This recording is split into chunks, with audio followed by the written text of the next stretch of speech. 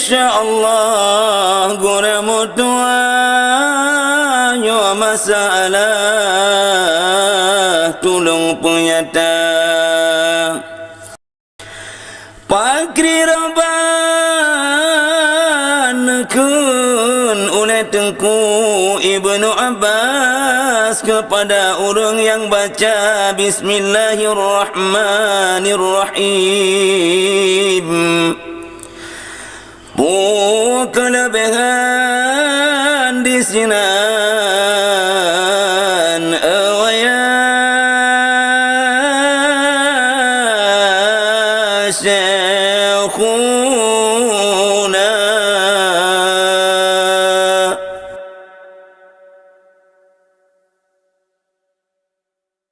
lekun letungku Ibnu Abbas nama Bismillah baca-baca berkaim nekul letungku Ibnu Abbas nama Bismillah baca-baca berkaim masalah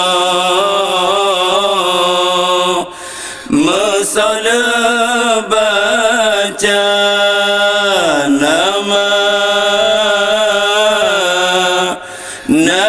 Bismillah lebih jumlah nibak yang lain lebih jumlah nibak yang lain akan orang yang Tuhan nebalah naperbasura sinan getayin akan orang yang Tuhan nebalah napun basura sinan getayin pertama pun Tuhan nebalah iman pertama kuat alaihim iman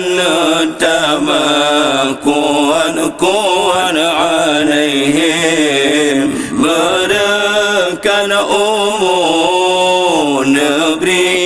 li Allah dalam pertama yang lain berikan umur negeri li Allah dalam netama yang lain dua nasukran mangan silam tawaba Allah rumah kim tawaba Allah rumah kim ke dalam kubur Tuhan nebalah hidangan indah kana di samping ke dalam kubur Tuhan nebalah hidangan indah kana di samping keperbatiti batajak muda karunia Allah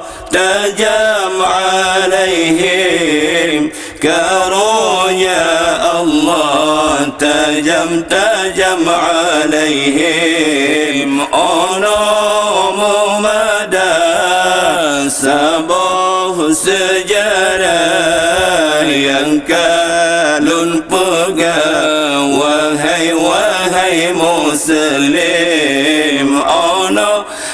mumadah sabah sejarah yang kalun pegang wahai muslim.